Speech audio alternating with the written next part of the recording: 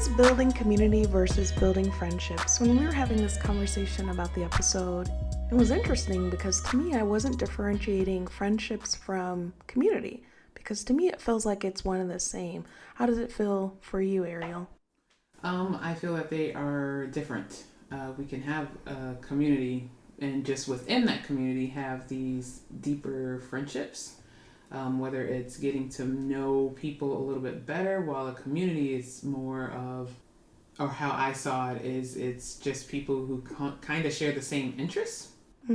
Absolutely. I think that for me, I think of it as one and the same because my goal usually with a friendship is thinking about how I can bring that person into a larger community that I am a part of. And I didn't even realize that my brain was not really differentiating the two when they are pretty distinctly different. So, what's one of the things that comes up often with friends, and you might have experienced this, is this idea of not mixing friend groups. Whether it's your work friends with the gym friends, if it's the church friends with your neighborhood friends. Some people feel like that's a very taboo thing to do. I love mixing friend groups. I like mixing people that I think will connect. But what's your thoughts on that? That definitely correlates to you valuing community. So, I mean, it makes sense for you. Not a lot of people. I don't know. I don't know what the masses, how they feel about that at all. Yeah, I feel one of the things I've heard from clients over the years and different students that I've worked with is this belief that if I share this friend with another group of people, that I will now have less of this friend. That maybe they'll replace me with someone else, or the thought that there's a side of me, there's a face or a mask that I wear with this group of people, and I act a little bit different with this other group of people. And so now if they're combined, which side of me do I bring to the table, or will they accept this other side that they haven't seen?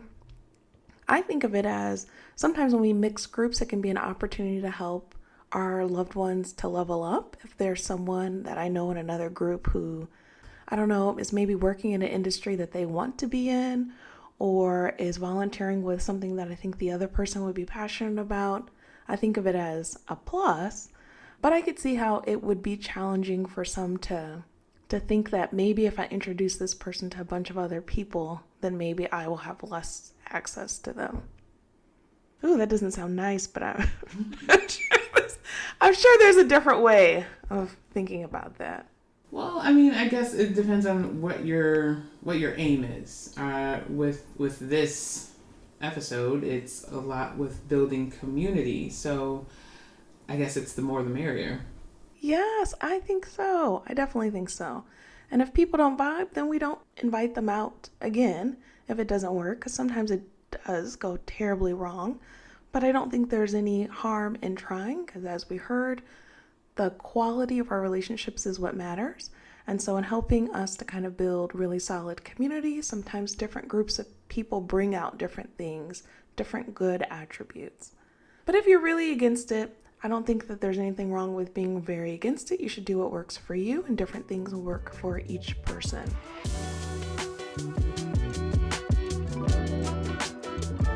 So that kind of brings up the discussion of the types of communities. And so when I think of types of communities, I think of there are some people who have very strong online communities. Then we have a group that is family, and for some of us that is our biological family. For some of us that could be chosen family. Then we're looking at friend groups, and of course some of these groups might intermingle. Generally, there could be work friends, unless you're a person that says, you know what, I'm here for work, only here for work. These aren't really my friends, like we can get along, and that's fine if that's, what works for you. There's neighbors. And then there's really membership-based communities. So I think about gyms, yoga studios, if you volunteer, if you're part of any type of Greek life, maybe a political affiliation, religious affiliations. You might have common interest or maybe some type of creative thing that you do.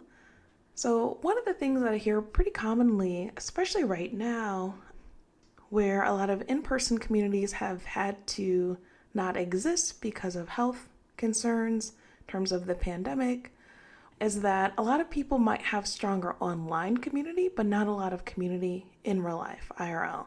And so they're wanting to know, how do I forge relationships now that I'm a professional and I don't have like maybe peers from college, or it's not as easy as when I was in high school to meet people. How do I meet people now? Yeah, I was gonna say, like, what are the steps to meeting people? It's different than when you were in like kindergarten. How does a person meet new people? I don't know. I would love to know. Well, some of the things, it is hard. I'm not going to lie. It's hard, period. All of these things require being a little bit uncomfortable. So a way that you can meet new people is through joining local groups. Classes are an excellent means to find like-minded people. So it could be community education classes. A lot of times local libraries will have free classes, which can be amazing. Cooking workshops, plants, anything that interests you or that you have maybe wanted to do when you were younger, but you haven't had an opportunity to explore. Those would be great ways to meet new people. All right, Jessica. So what is like the actual art of making a friend? Like if today you went out to wherever, you're out in public, let's say a coffee shop. How do you know that you're available for a friendship? Oh, okay. So I What gave would you the do? recipe, but you want the secret sauce. Yes. Okay, the secret. Well, People want some secrets. if you must know, I will share. So the secret sauce is you have to do things, again, that might feel a little challenging, a little uncomfortable. But the secret sauce to really being approachable and to really being able to forge these connections is to looking approachable. So when we go out and we've got on our ear pods, we've got on our hoodie, we're looking down, we're not making eye contact with anyone, we're on our phone.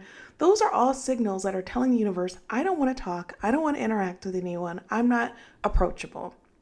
So even though those things might feel very comfortable, especially if you're introverted, if your goal is to make friends and to forge new connections, you gotta really pull yourself out of that. And so to be approachable, then we're taking the hoodie off or down. We're making eye contact with people. We're smiling at them. We don't have our headphones in or our AirPods in. We're not pulling out our phone the moment we're feeling awkward or uncomfortable. We're being approachable. This makes a world of difference. And then if no one starts a conversation with you, because sometimes we're just waiting for someone to start that conversation, and maybe they're shyer than we are and they don't, you got to start the conversation. This is the secret sauce. What do you start the conversation about? It could be a bag that they're wearing that's from a band that you really enjoy, or it could be a pair of shoes that looks amazing. So it could start off with a compliment. It could start off with like a point of comparison. Let's say they've got a button on their bag and it's a school that you went to. Then saying, oh my gosh, I went there these years also, or just really finding a point of connection.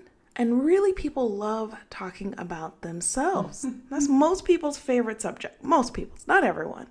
And so just asking people questions. So once you give the compliment and you start the conversation, if the person might also be out of practice in having conversations, they may not know what to say, they may be surprised, so they may respond with like a one-word response, then I would kind of see if you can continue the conversation. We're not wanting to do anything that we don't have the consent of the other person. If they're like obviously having a rough day and they don't want to talk, we want to pick up on their body signals. And if they have on the hoodie and if they are into their phone, like you read the signs from the other perspective, like, okay, this isn't the person that I should be trying to make a friendship with. Absolutely, absolutely. So looking at that, because you don't want to set yourself up for failure, right? So you're approaching all of the people who look like they don't want to talk, and then you're like, wow, that didn't work. Yeah. So understanding that in communication, body language is 80% of the communication. So if you start a conversation with someone and you see that they turn their whole body towards you, their feet are pointing towards you, that's someone who's probably happy to engage in a conversation with you. What is their body language? Does the body language look open? Are they crossing their arms and turning away from you? Then we're gonna accept that maybe it has nothing to do with us, maybe it does have something to do with us, but we're going to honor their body language and be like, oh, it was nice chatting with you, hope you have a good day, and keep it moving. There was a period of life where I would say no to most things, and then I read Shonda Rhimes' Book of Yes, or Year of Yes, and I had some friends speak truth to me and told me that I say no to everything, and I said, well, dang, okay, let me get this together. And so I decided to challenge myself. And for me, there has to be a real reason why we're doing this. Sometimes we're not honest with ourselves and we'll say, oh, well, I have friends. And yeah, I'm sure you do have friends, but maybe they have moved away. Maybe they've gotten married or they've had life changes and they haven't been available in the same way. And you're still feeling the desire to connect with people. We're never at a place in our life where it's full. We can't accept other loving, caring, interesting people. And so just being honest with yourself that, okay, this is something I want to change. I do want to have more meaningful connections with more people, and then having some serious intentionality about it. So now that we have the secret sauce and friendship and communities are being built, how do we maintain that stuff? Yeah, that's challenging. That's a whole other piece. So one thing about maintaining relationships is that it takes work on both parts, and there might be seasons where one person is maybe pouring into the other person a little bit more. And so just understanding who your friend is, who this person is that you care about. So learning what their love languages are. For me, it was understanding that a lot of my friends, their love language was gifts. They kept giving me gifts. I'm like, why do these people keep giving me gifts? I don't care about gifts. And then it dawned on me, wow, this is how they're showing me they love me. And so then it's something that for me, for those friends that I know their love language is gifts, I spend a lot of time trying to think about what they would appreciate so that they can feel loved. So being really intentional about that and setting time aside to pour into those friendships. And so sometimes it's the things that are not so fun. So like maybe their house has flooded and they need help with cleaning. Maybe cleaning isn't your strength. Maybe they need a meal on that day. And so you offer to deliver meals or offer to go to the store and pick up the supplies that they need. So just being there for people, not just when things are going great, but being there for people when they're having a difficult time. But maintaining a friendship absolutely takes work. And this is where that quality piece matters, because if you're about having a lot of friends, a lot of friendships, there's probably not a lot of depth to them. And you may not have people you can count on when you really need them. Why am I talking about this? What is my experience with this? And one of my experiences with building community is that I used to work at a high school as a social worker. And I had a number of incredible students. Many of them I'm still in contact with. A lot of them were coming to me with needs that they had for things for their family, needs to find jobs, needs for connections. And I didn't have those at this time. And so I realized that even though I do not like the term networking, or I definitely didn't at the time because I felt like, networking, ugh. I knew that I had to make better connections for my students. And so I decided to step outside of my comfort zone and to actually get involved in some things in the community so that I could network and learn more about resources. And that was an incredible experience for me. I met some amazing people who are just involved in a lot of really cool things who became some of my very best friends. It just was like a really huge ripple effect because I was able to make additional connections for my students. I also was able to model for them of like, you do something even if you're a little scared or even when you're uncomfortable and you put in the work and it does pay off. And it paid off in ways I wasn't expecting because I thought this is going to help my students. And it was a game changer for me. Like it was probably some of my best years actually, having an opportunity to just meet more people in the community, build really great friendships. So I have been extremely fortunate over life that my friends have always, and this is true, have always helped me to speak into my life and tell me what they're seeing in me, the things that are good, but the things I need to grow on and work towards.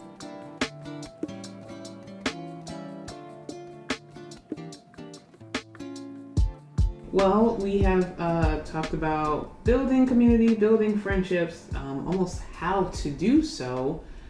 But there's another side of friendships that I feel like we haven't mentioned, or even another side of building community that we haven't mentioned, and this shadow side.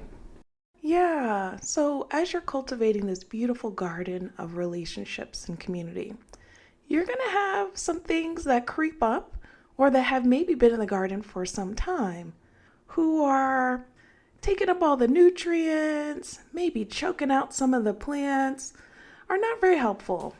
And so sometimes in relationships, we might outgrow a relationship, we might change some of our values and views. And so sometimes we do need to do some pruning of relationships.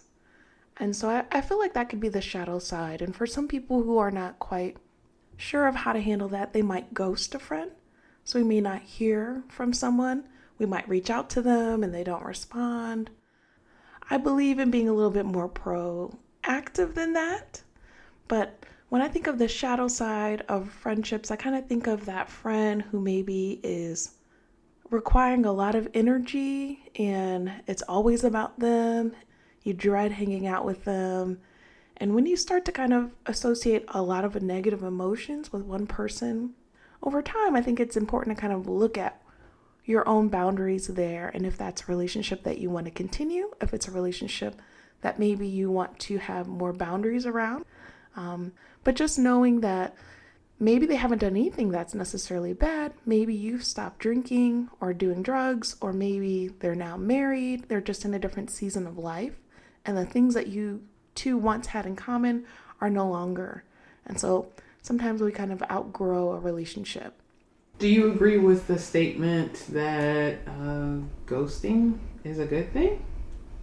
I think it depends on the relationship. So there could be times where maybe a relationship has been so problematic, maybe someone has been so toxic, where you're maybe afraid of the way they're going to interact with you if you were to let them know what your boundaries are, or if you were to be very honest in communication with them. So when we're fearful of those kinds of things, and it makes sense why you might choose to ghost someone. But if it's a relationship where there's not that kind of fear, I do think it is important to communicate honestly with people. Do you think we should, just as a person, we should reassess or are constantly assessing our friendships as we would do relationships? See, I'm more critical here. So my people who know me, they know I'm always assessing relationships.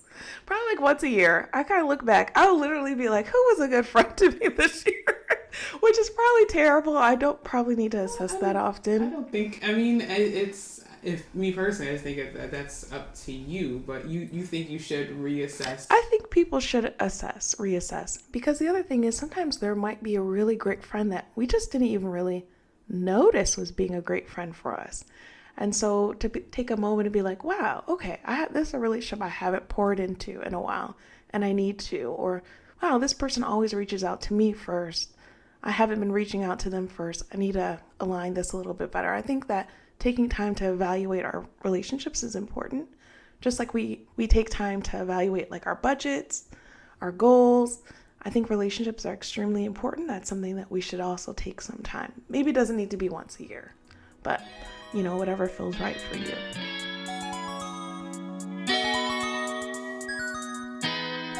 So this time in Jessica's Cozy Book Nook, the book I highly recommend, especially as we're looking to build community and friends, is an oldie but a goodie. How to Win Friends and Influence People by Dale Carnegie. Has some amazing tips. I've reread it a couple of times and I'm surprised by how many of the tips I have used over the years.